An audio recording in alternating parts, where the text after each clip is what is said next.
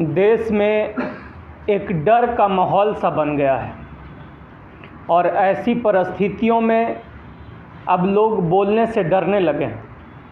तब मुझे वो एक मुहावरा याद आता है कि जुल्म के साए में लब खोलेगा कौन, और अगर हम भी चुप रह गए तो बोलेगा कौन।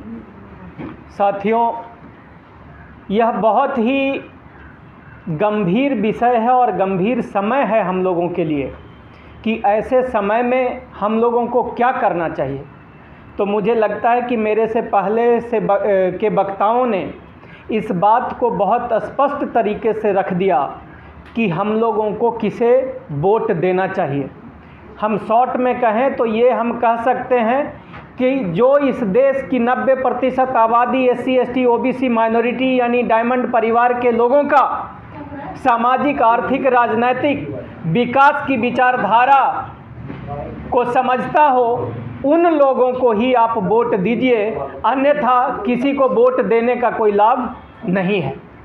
साथियों, एक बात समझना यहाँ पे बहुत ज़रूरी है।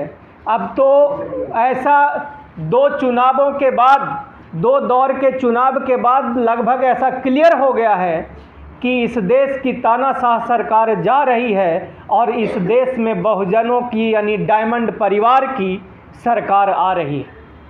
अब आगे हम लोगों को क्या करना है, उस पर मैं आप लोगों को थोड़ा सा ध्यान आकर्षित करना चाहूँगा कि देखिए, इस देश में जो सबसे बड़ा घोटाला है इस देश का, जो पिछले 75 साल से खास करके 30 सालों से चलता आ रहा है, जब से इस देश में OBC नाम का आरक्षण लागू हुआ है, उसके बाद आप देखोगे कि इस देश में आरक्षण लोगों को कम से कम मिले, उसका लगातार प्रयास अलग अलग माध्यम से किया जा रहा है।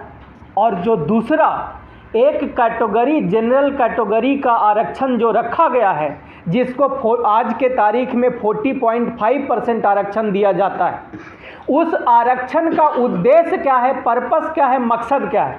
तो एक शब्दों में मैं बोलूं कि उसको राष्ट्र निर्माण के लिए रखा गया है। आज यह प्रोग्राम भी राष्ट्र निर्माण संस्था करवा रही है, डायमंड परिवार करवा रही है, यदुवंशी महासभा करवा रही है। तो इसका उद्देश्य क्या है? हम सभी लोगों ने, इस देश के SC ST OBC और माइनॉरिटी के लोगों ने अपने हक, अधिकार और हिस्से का जो आरक्षण था, उनका हक और अधिकार का जो सीट थी, वैकेंसी थी, जो नौकरियां थी, वो इस राष्ट्र निर्माण के नाम पर जनरल कैटेगरी यानी अनरिजर्व को दिया। और उसके देने के पीछे ये उम्मीद की जा रही थी कि इस देश का जो जनरल कैटेगरी में जो लोग सेलेक्ट होंगे, वो इस देश को आगे बढ़ाने का काम करेंगे, राजनीतिक, सामाजिक और आर्थिक रूप से। लेकिन इसका उलट हुआ इस प्रकार से कि इस देश की जो जनरल कैटेगरी की आबादी थी या आबादी है, जो अनरिजर्व सीटों पर से चुन करके जो लोग आए, उन्होंने इस देश में जाति की जहर को और मजबूत करने का काम किया है।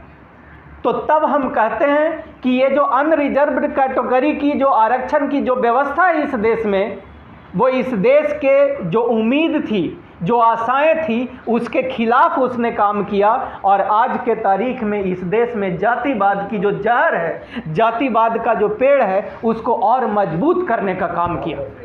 और इसको अब हम लोग इस तरीके से देखेंगे कि अगर ये जो 40.5% आरक्षण है इस भारत देश में अनरिजर्व कैटेगरी के नाम पे, उसका हम लोग आने वाले समय में, और ये तब मैं कह रहा हूँ जब अब समय है कि बहुजनों की सरकार इस देश में आने वाली है, तो हम लोग जनरल कैटेगरी को हटा करके, अनरिजर्व कैटेगरी को हटा करके, हम लोग एक राष्ट्र निर्माण कैटेगरी का उद्घोषणा करते हैं, उसकी शुरुआत हम लोग करेंगे। और राष्ट्र निर्माण कैटेगरी में कौन लोग आएंगे? राष्ट्र निर्माण कैटेगरी में वो लोग आएंगे जो अंतर जातीय और अंतर धर्म, मतलब इंटर रिलीजन और इंटर कास्ट जो लोग मैरिज करेंगे, हम लोग उनको राष्ट्र निर्माण कैटेगरी में रखेंगे। और आज के तारीख में आप लोगों को जानकर, शायद ये डेटा आप लोगों को जानकारी नहीं होगी कि लगभग सेंट्रल गवर्नमेंट में 9 लाख नौकरियां हैं। सेंट्रल गवर्नमेंट में 9 लाख नौकरियां हैं। ये नंबर आगे कितना?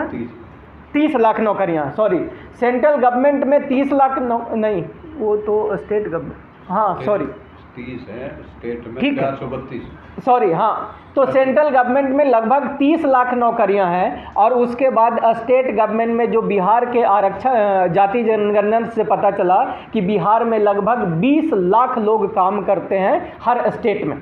इसका मतलब बिहार जैसी लगभग 20 ऐसे राज्य हैं जहां की 20 लाख स्टेट गवर्नमेंट के एम्प्लॉई हैं, यानी मिला जुला के 430 लाख लोग भारत में सरकारी नौकरियां सेंटर और स्टेट गवर्नमेंट की करते हैं। अगर उसका मान लीजिए कि एक पैमाना है कि 15% लोग भी हर साल रिटायर कर रहे हैं, तो इसका मतलब उसका लगभग 60 लाख नौकरियां हर साल इस देश में लोग रिटायर कर रहे हैं, और जितना लोग रिटायर करेंगे उतने ही लोगों की नई रिक्रूटमेंट होती है। तो अगर इस जनरल कैटेगरी के जगह पे राष्ट्र निर्माण लोगों का कैटेगरी के लोगों को अगर हम लोग लेकर के आ जाएं, तो उस कैटेगरी से इसका मतलब क्या हुआ कि एक सीट पे अगर हम लोग मान के चलते हैं कि कम से कम 10 से 15 बच्चे भी अगर उसके लिए अप्लाई करते हैं, तो मिला जुला के इस देश में इस देश निर्माण के लिए लगभग 2 करोड़ हमारे नया युवा सैनिक जो जात पात में विश्वास नहीं रखेंगे, जो जातीय व्यवस्था की दीवारों को तोड़ने और दरकाने का काम करेंगे, ऐसे हर साल इस देश में 2 करोड़ लोग तैयार होंगे जो जातिवाद को ख़त्म करने का काम करेंगे। और हम इसको अगर इस व्यवस्था को हम लोग लागू करने में कायम हो गए तो इस देश से जात पात खत्म हो जाएगी। जात पात खत्म होने के कई अनगिनत ऐसे खूबियां और खासियत हैं जो हम लोगों को देखने को मिलेगा। जैसे आज हम लोग कह रहे हैं कि इंटरव्यू व्यवस्था के नाम पर, इंटरव्यू के नाम पर SC ST OBC को नौकरियों से दूर करने का व्यवस्था किया जा रहा है, एकलव्य का अंगूठा काटा जा रहा है, और अलग अलग तरीके से अलग अलग व्यवस्थाओं के माध्यम से, जैसे कि आप रोस्टर सिस्टम देखते हो, रोस्टर सिस्टम के माध्यम से SC ST OBC के लोगों को जो आरक्षण भारत की सरकार ने व्यवस्था में दी हुई है, उससे वो भी नौकरियां उन लोगों को ना मिले, उसके लिए भी व्यवस्था बनाई गई है। लेकिन जब ये जाति की व्यवस्था टूटेगी और खत्म होगी, जब जातीय व्यवस्था दरकने लगेगी, तो उसके बाद इस देश से जात पात खत्म होगा और करोड़ों करोड़ युवा साथ मिल करके इस देश को एक मजबूत और ताकतवर राष्ट्र बनाने का काम करेंगे। और मेरा पूरा विश्वास है कि इस प्रकार से हम भारत को कम से कम समय में एक विकासशील से विकसित राष्ट्र बनाने में हम लोग कामयाबी हासिल कर सकेंगे। जय भारत, जय डायमंड परिवार। Thank you. चलो, कोई सवाल जवाब है? नहीं। 1 मिनट, कोई सवाल है आप लोग का?